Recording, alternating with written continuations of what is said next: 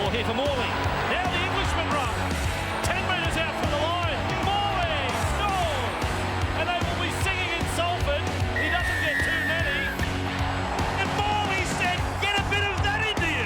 What a hit from Adrian Morley. To Morley, straight through, straight over, try. Oh, Philip Sandy! Really shook up by Morley. That was a pearler.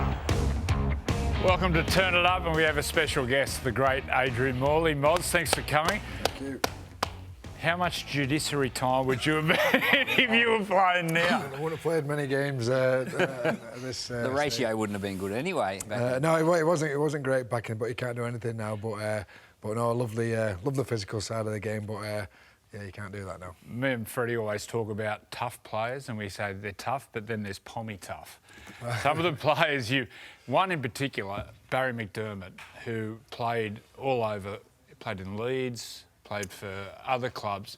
Did you ever have any run-ins with Barry? Just once. Thankfully, I played most of me club rugby in England with Barry because he's a good person to have on your side. Because he hit Paul Sirenen with an elbow, which nowadays he would get life. Get jail for that one. Here it is here, off the kickoff. Look at that elbow. Yeah. And they used to chant at games, Barry's going to get you. Look at that elbow. Beauty. Yeah, so I played a lot with Barry, but as I say, it was good to have on your side. But the only time I played against him was once when I was playing for England against Ireland, because he played for Ireland, Barry. And another time when in the 2005 Grand Final, I was guesting for Bradford. When you went over to Warrington that time, I was at Bradford. We made the Grand Final. It was against Leeds. And they did actually build up, leading up to the game, Morley against McDermott and all this. And then in the Grand Final, he caught me a beauty. And then I was on the floor seeing stars, and Justin Harris, who's a friend of Barry's and myself, he said, get up, you're going to get Barry in trouble. And I was thinking, I'm not doing it on purpose. I said, I literally can't get up, but I did get up and carry on for the rest of the game. So he's got the bragging rights between him and I. Yeah.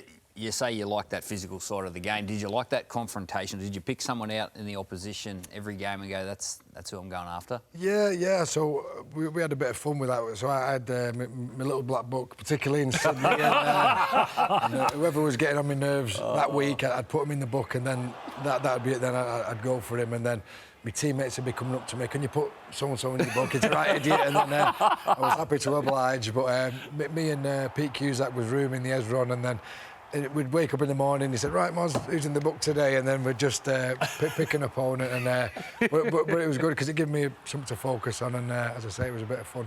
Well, the book had a good memory. I remember Owen Goodenbill. Remember he got Ned Caddick? He did, yeah. I remember you said, mate. And then 12 months later, we played him. We didn't play for 12 months. Yeah. And you hammered him. Nothing like holding a grudge. Yeah, good index. Good memory. Well, what happened after the game, Ricky Stewart showed it on video. And it was a great shot, it was a brilliant shot, but he was offside, and just when he stood over him and gave him all that, Ricky said, "That's I don't want to see that ever again. If anyone does that ever again, you go and stick up for your mate." And it stuck in my memory, and it took me 12 months, but I got my own back on Owen, and it was it was a nice feeling. Be good reading the book, wouldn't it? Oh, wouldn't it? There was always a boom about you, Moz, and teams obviously tried to get you out to Australia. Why did you choose the Roosters? Well, I played a test match for Great Britain. You might have played up in Brisbane in '99, and I played well. We got well beat, but I played well. And the great Arthur Beetson come up to me in the players' bar and said, "I want to talk to you about playing in the NRL and playing for the Roosters." Nick Politis was also in the room, but that helps. I didn't think too much of it at the time, to be fair, but Graham Murray, who I'd worked with in England for a couple of years, he got the head coaching position there a couple of weeks later, and I thought, it'd be great to work with Muzzler again because I got on great with him. So that's how it happened. I had another year on my contract at Leeds, so I was happy to play that out. But halfway through that year, that's when I made the decision to sign. But I was only 23-year-old, so young really, still a kid. But so glad I made the decision. It was fantastic. Mate, on Sundays, you used to go missing because you used to go to church. And even if we had an away game, you'd always find time to go to church. I think when you watch you play, you'd think the last thing you'd be doing is going to church. But a lot of apologising. What did it mean? That's what Catholicism's about. You can sin take someone's head off on a Friday and say sorry on a Sunday and everything's forgiven. But no, I just got brought up that way. And where I lived in Cudgee, there was St Bridget's in the street, beautiful church. So I used to really always enjoy going, particularly on game day. You know, it's just a nice place to think and get in the right frame of mind. But yeah, you wouldn't think church. Choir boy, Morley, church again. Yeah.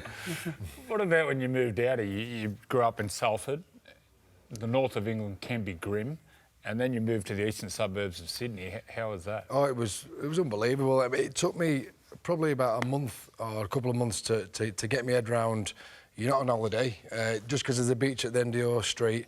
You know, you're here to do a job, you're here to work. So I had to get out of the mindset of, you know, as I say, the sun, not holiday mode, and get in the groove of training and playing. But once I did get used to that, it was fantastic. And obviously, friends and family who come out, they got to experience the great lifestyle as well, and it was great. It was great part of my life, not just my career, but my life. As I say, I was a young man, and yeah, did some growing up here, and it was we had a bit of success, which does help.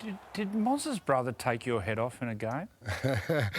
He tells me he does. He played for Wales, Chris. Played for Wales. And took your head off. Yeah, well, I remember the game. He was the best player in the world at the time. It was a semi-final of the World Cup. Yeah, They had us beat. They did have you, but then he come off and he weren't bothered about winning or losing. Just said, "Yeah, I got that Brad Fittler." And I took his head off. So good old Morley. Yeah. Now, you talk about coming over to Australia. Why did you leave? Like, I thought you, out of a lot of people, you looked at home and you looked comfortable. Why did you go back to England? We were very settled here. My girlfriend, who's now my wife, we fell pregnant with our first child, and that's the reason. So I was talking to the Roosters about extending for a year or two, and then we fell pregnant. But then the English clubs were coming in with 4-year deals, which is a bit of security as well, and also having family around us, you know, at that special time. So that was the reason to go home, really.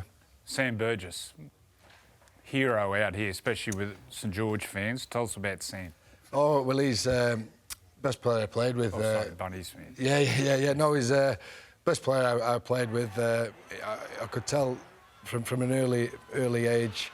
He made his Test debut as 18-year-old against the Kiwis. And is that when he smashed Fui? Yeah, that's right. I mean, the Kiwis, Australia were always a better side internationally, but the Kiwis were always more physical. Really? And for him as an 18-year-old to stand up to them and to give some massive shots. I went home to my wife and said, look, this kid, watch him, he's in for he's got a massive career ahead of him. I was delighted, you know, when he come out here and fulfilled his potential.